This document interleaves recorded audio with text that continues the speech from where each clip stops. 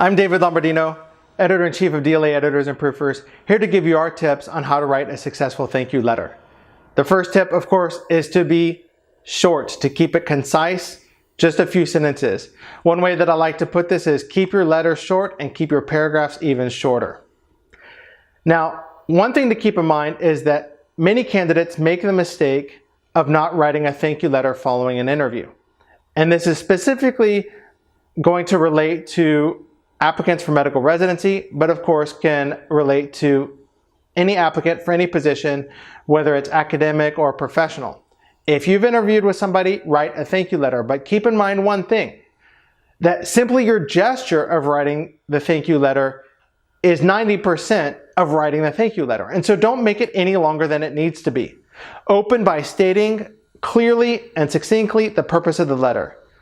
I'm writing to you today to thank you for interviewing me or considering me for the position for blah, blah, blah. That's it. In the body of the letter, that would be the first paragraph. In the second paragraph, refer specifically to specific details that you mentioned or talked about in the conversation or interaction you had with that person.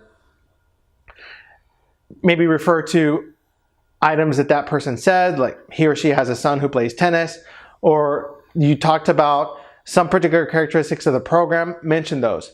If you're writing to a program director or somebody who has a broader perspective on the program or institution, wherever it is you're applying to, then you can go into perhaps details that you may or may not have discussed in the conversation, details of the program or institution that would be under that person's purview. But if it's somebody lower down, like an attending physician, for example, or a hiring manager, then you want to also bring down the level of scope to just your conversation.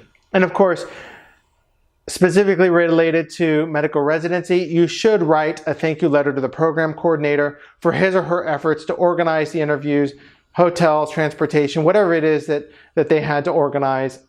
A nice little thank you letter can go a long way. Of course, you also do want to write thank you letters to the residents and anybody else who is involved in interviewing you. And so with these tips, I want you to think about, if you're watching this video before your interviews, take notes. Maybe not necessarily during your interview, but each time you finish an interview, jot down a few notes about things that you discussed during the interview or during the conversation so that you can remember them for your purpose of your thank you letter.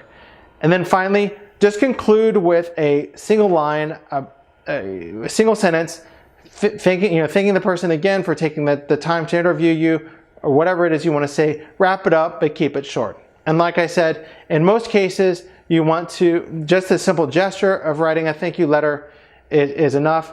You don't necessarily need to go into details about your application or any aspects of your candidature or candidacy unless you want to, but if you're going to, just mention it briefly and move on. They've got many applications to consider. They've already looked at yours. They've already interviewed yours. So it would just be a quick reminder, but nothing more in detail than that. I hope you have found that helpful. We offer a full range of services for thank you letters. Come check out what we can do for you at www.dlaeditors.com.